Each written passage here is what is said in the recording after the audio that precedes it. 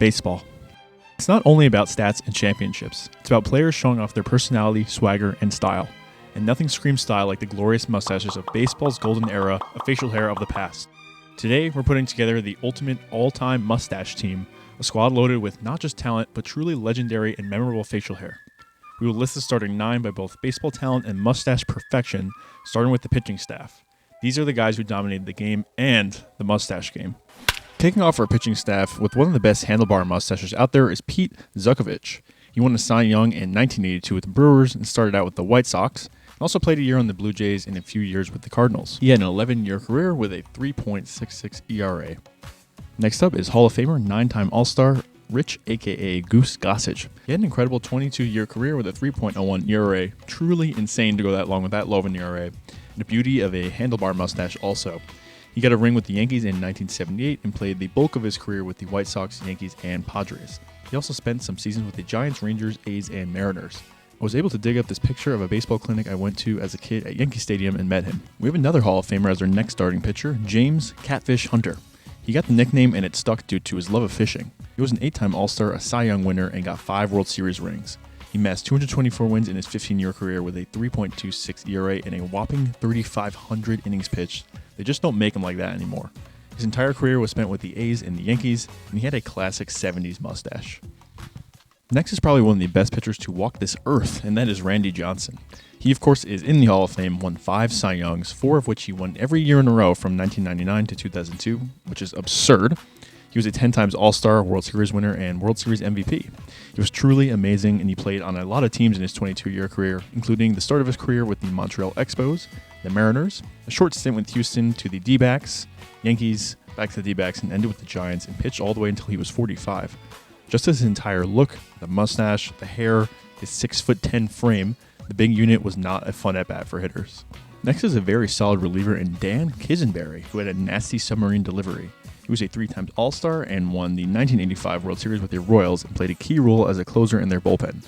His career ERA was 2.76 and had an ERA plus where 100 is average of 146 as he racked up 244 saves. He spent 10 of his 12 years with the Royals, 2 with the Cardinals, and 1 with the Giants. He rocked a classic mustache to go along with his nasty pitching. This is a pitcher who probably had the most iconic mustache in MLB history, Raleigh Fingers. It would have been a crime to leave him off this list. He is a Hall of Famer, won the Cy Young as a reliever, which is a rare feat, in 1981, was a 7-time All-Star and was on the 3-peat World Series winning A's teams, and he was the World Series MVP in 1974, as he played a huge part as the closer. He amassed 341 saves and had a career 2.9 ERA. The bulk of his career was spent with the A's. He then went to the Padres and then ended with the Brewers. He had an iconic curled mustache that reflected those of the early 1800s. Another awesome reliever I chose with a killer mustache is Rod Beck. He was a 3-time All-Star, picking up 286 saves in his 13-year career with a clean 3.3 ERA and a 124 ERA+. He was a reliable reliever, on average appearing in 74 games each season, which showed he was an arm that his team could rely on out of the pen. He played on the Giants, Cubs, Red Sox, and Padres, and had a great, rugged look to him. Still sticking with the pitchers, we have the one and only Dennis Eckersley, a Hall of Famer, a rare winner of the league MVP from a reliever in 1992, a 6-time All-Star, and he won a World Series with the A's. He played for 24 years amazingly, from age 20 to 43, with 197 wins under his belt. He primarily pitched on the A's for 9 years and was on the Red Sox for 8, was also on the Cubs, Indians, and Cardinals. He had an awesome mustache and never shaved it and still has it to this day. He had been involved in broadcasting for 20 years after his baseball career, and he retired from that in 2022. The last pitcher on this list is Al Hrabosky, who was nicknamed the Mad Hungarian. He was a fiery left-handed reliever who got top 5 in Cy Young voting 2 years in a row with the Cardinals. He played for 13 seasons, had a smooth 3.1 ERA, and was often involved in the middle of fights, and that's how he ended up getting called the Mad Hungarian. He played most of his years on the Cardinals, then went to the Royals and ended with the Braves. And of course, he had a killer mustache. There are plenty of honorable mentions in the pitching staff like Todd Worrell, Todd Jones, Dave Stieb, and Clay Zavada, who only pitched 1 year with the D-backs but took the world by storm with his Raleigh Fingers-esque mustache in 2009. The catching position was a hard choice, but I overall liked the look of Corky Miller and his bangin' mustache. I cannot say he was particularly good, but he hung in the MLB for 11 years, which is commendable, even with limited playing time. He was a 23rd round pick to make it to that point at a tough position behind the dish, and it really was this mustache that won me over. Honorable mentions are Sal Fasano, who played for various teams and coached for some MLB teams, including the Braves, and also was a coach for Team Italy. Rick Sweet also had a solid look to him. And Gene Tennant's, far and away the best player out of any of the catchers listed, who got 4 rings, was an All-Star, and won the World Series MVP one year, and he was key on that early 1970s A's, but the mustache wasn't beating out some of the others. Moving to first base, there were so many options, but I went with the legend who had both an incredible career and a sweet stash with the sideburns to go with it, and that is Eddie Murray. He's in the Hall of Fame, was an 8-time All-Star, won a World Series, 3-time Gold Glover and Silver Slugger, won Rookie of the Year as well.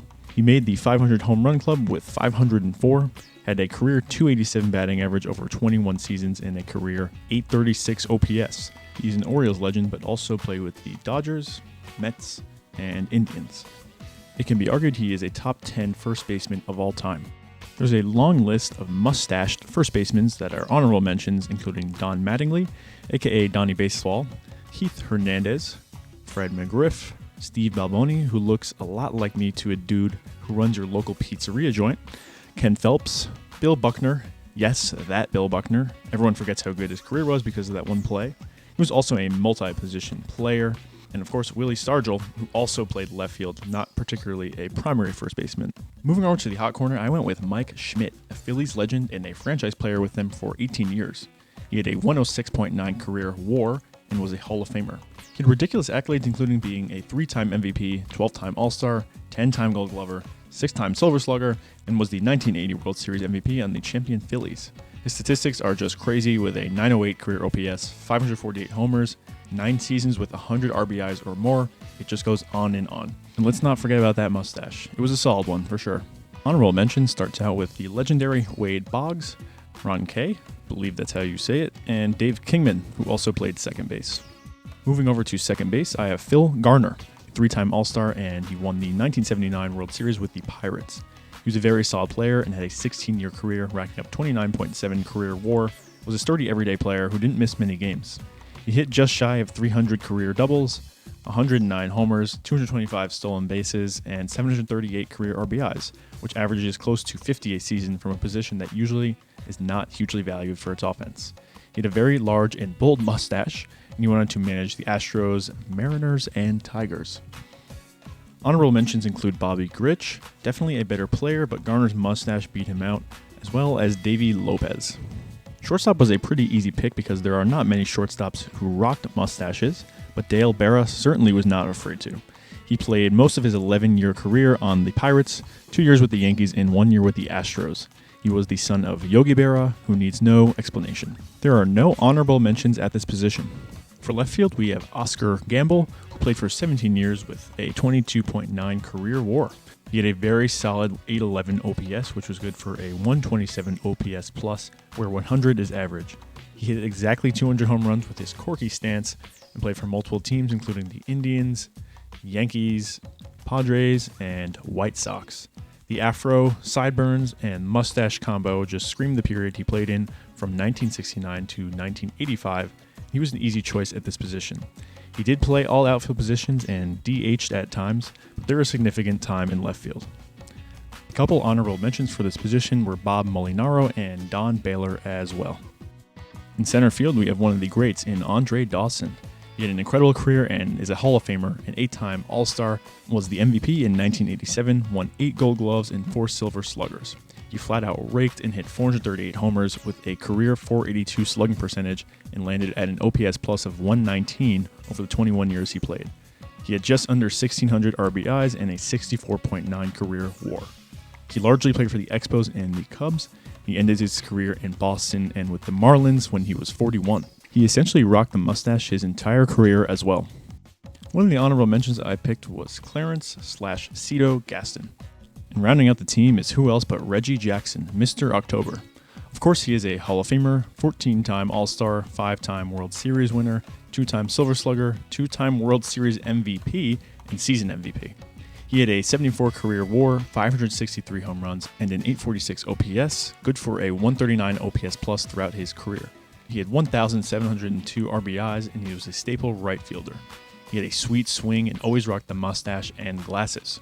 He played on the A's, 1 year with the Orioles, then to the Yankees, then Angels, and one last season back where he started with the A's again when he was 41 after a very, very successful 21-year career.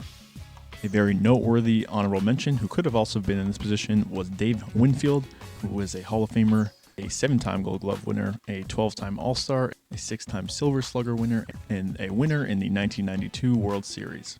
Kirk Gibson also rocked a great mustache and was a great player who won the 1988 MVP award, won 2 rings, was a Silver Slugger, and had great offensive statistics as well. What players may you have picked? How would the all-time mustache team hold up against a modern team? Thanks for watching. I hope you enjoyed.